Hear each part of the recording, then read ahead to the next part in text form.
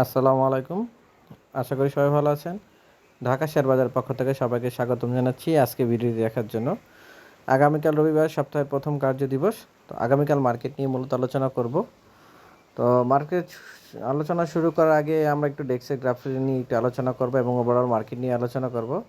সবাইকে অনুরোধ করব আমার ভিডিওটি দেখে আপনারা ইনভেস্টমেন্ট করবেন না, কারণ হচ্ছে ইনভেস্টমেন্ট আপনার লাভও আপনার লসও আপনার। যাই করবেন নিজের মতামত করবেন এবং শেয়ার মার্কেটে কিন্তু কোনো সম্ভাবনাময় মার্কেট, এখানে নিশ্চয়তা বলতে কোনো কথা নেই। যাই করবেন নিজের সিদ্ধান্ত করবেন। তো ডেক্সের গ্রাফে যদি বলি, সর্বপ্রথম ডেক্সের গ্রাফের আরএসআই দেখি 65 এবং উইলিয়াম -31। তো মার্কেটে এখানে ডেক্সের গ্রাফ যেরকম শো করা হচ্ছে, মনে হচ্ছে মার্কেটে এখানে আপ ডাউন করে থাকবে এবং তারপরে মার্কেট নতুন একটি বোলেন্সার হওয়ার সম্ভাবনা রয়েছে। হয়তোবা সামনে আপ ডাউনের পর কিছুটা কারেকশনের পর আবার মার্কেটটি আপ হবে। তো মার্কেটটি হচ্ছে বেশি ক্র্যাশও হবে না এবং মার্কেট বেশি একটি বাড়বেও না, যেখানে একটি সিগন্যাল পাওয়া যাচ্ছে।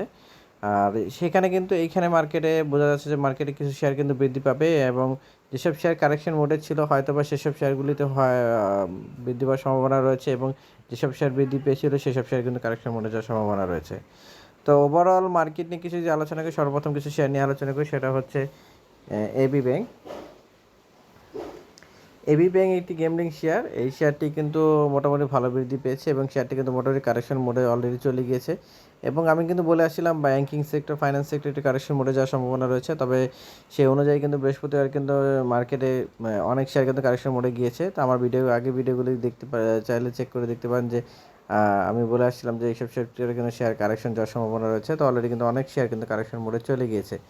তারপরে শেয়ার নিয়ে আলোচনা করি, সেটা হচ্ছে ইসলামিক ফাইন্যান্স। ইসলামিক ফাইন্যান্স কিন্তু ভালো একটি গেম হয়েছে এবং মোটামুটি ভালো একটি অবস্থানে কিন্তু গিয়েছে এবং শেয়ার মোটামুটি ভালো কারেকশন মোডে যাওয়ার সম্ভাবনা রয়েছে, কারণ শেয়ারটি ভালো একটি প্রফিট দিয়েছে। অলরেডি শেয়ারে আরএসআই কিন্তু 90 এবং উইলিয়ামের কথা যদি বলে -15, শেয়ারটি কিন্তু উইলিয়াম -0 ছিল। তো এখন কিন্তু মোটামুটি শেয়ার মোটামুটি ভালো একটি রেটে চলে গেছে। শেয়ারটি কিন্তু টানা 8 টাকা 30 পয়সা থেকে বৃদ্ধি পেতে পেতে কিন্তু 17 টাকা 60 পয়সা একটানা বৃদ্ধি পেয়েছে। তো শেয়ারটি এখানে যা অবলম্বন হচ্ছে, শেয়ারটি এখানে কারেকশন উঠে যাওয়ার সম্ভাবনা খুবই বেশি। তো যাই করবেন নিজের মতামত করবেন, নিজের সিদ্ধান্ত নিয়ে করবেন। তারপরে শেয়ার নিয়ে আলোচনা করি, সেটা হচ্ছে সায়ামটেক্স। সায়ামটেক্স সায়ামটেক্স শেয়ারটি একটি সময় অনেক গেমলিং শেয়ারের মধ্যে ছিল। তো এখন কিন্তু যেহেতু সরকারের পরিবর্তন এসেছে, শেয়ারটি হয়তো বা এখানে গেম হওয়ার সম্ভাবনা রয়েছে। তবে শেয়ারটি অলরেডি কিন্তু বৃদ্ধি পাওয়ার মোডে রয়েছে এবং শেয়ারটি এখানে কারেকশন হওয়ার সম্ভাবনা খুবই বেশি। তারপরে শেয়ার নিয়ে আলোচনা করি, সেটা হচ্ছে জিমিনি। জিমিনি শেয়ারটি অলরেডি কিন্তু বিগত সরকারের আমলে কিন্তু বড় একটি গেমলিং শেয়ার ছিল এবং সেই সরকার বিভিন্ন গেমলাররা কিন্তু তাদের মামুরা কিন্তু এই শেয়ারটি নিয়ে গেম করেছে। তারপর শেয়ারটি কিন্তু পতনের পর কিন্তু শেয়ারটি আরএসআই কিন্তু 29 এবং উইলিয়াম হচ্ছে -100। তো এখানে কিন্তু শেয়ার ইন্ডেক্স যেটা শো করছে, এখান থেকে শেয়ার কিন্তু একটি টানার সম্ভাবনা রয়েছে।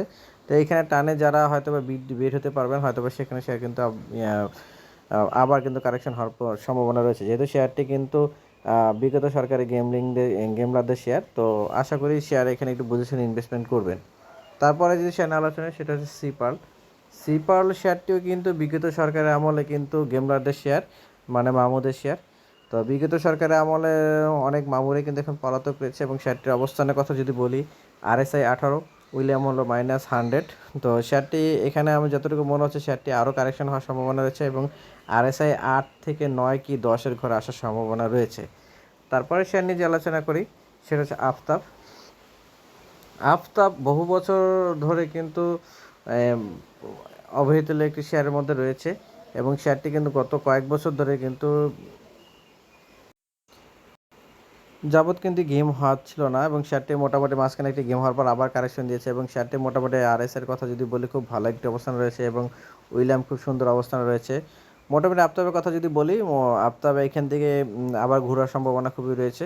তবে মার্কেটে যে প্যাটার্ন রয়েছে, মার্কেট কিন্তু এখনও বলা যাচ্ছে না কোন প্যাটার্ন যাবে। এখানে কিন্তু অনেক শেয়ার হচ্ছে কিন্তু বৃদ্ধি পাবে, অনেক সময় কিন্তু কারেকশন পাবে। তারপরে শেয়ার নিয়ে যে আলোচনা করি, সেটা হচ্ছে টেকনোড্রাগ আইপিও শেয়ার নিয়ে কিন্তু কমেন্টস করা খুবই টাফ। তবে শেয়ারে গত লাস্ট দিনে ভলিউম কিন্তু মোটামুটি ভালো ছিল এবং আরএসআই কিন্তু এখনও 70-এর উপর রয়েছে। তবে আরএসআই মনে হচ্ছে 70-এর নিচে নেওয়ার সম্ভাবনা রয়েছে। তো শেয়ারটি এখান থেকে আরেকটু কারেকশনের পরে কিন্তু শেয়ার ঘোরার সম্ভাবনা রয়েছে। তারপরে শেয়ার নিয়ে যদি আলোচনা, সেটা হচ্ছে এশিয়াটিক। এশিয়াটিক শেয়ারটি কিন্তু আইপিও শেয়ারের মধ্যেই পড়ে এবং শেয়ারটি কিন্তু অনেকদিন যাবত কিন্তু কারেকশনে রয়েছে এবং শেয়ার হয়তো বা এখান থেকে কারেকশন মোডে যাওয়ার সম্ভাবনা খুবই কম, যেহেতু RSI 29, তো শেয়ার এখানে ঘোরার সম্ভাবনা রয়েছে। আশা করি শেয়ার এই লেভেল থেকে কারেকশনের পর কিন্তু শেয়ার ঘোরা পড়তে পারে। তারপর শেয়ার নিয়ে আলোচনা করছি, সেটা হচ্ছে গ্লোবাল হেভি কেমিক্যাল। শেয়ারটি অলরেডি কিন্তু টানা বায়ারলেস ছিল বিশাল বড় একটি গেম হওয়ার পরে। শেয়ার কিন্তু এখানে কিন্তু RSI কিন্তু 31 এবং উইলিয়াম হচ্ছে -100।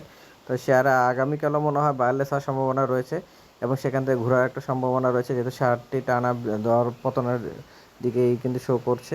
তো আশা করি এখান থেকে শেয়ারটি হয়তো বা কারেকশনের পর আবার ঘোরার সম্ভাবনা রয়েছে।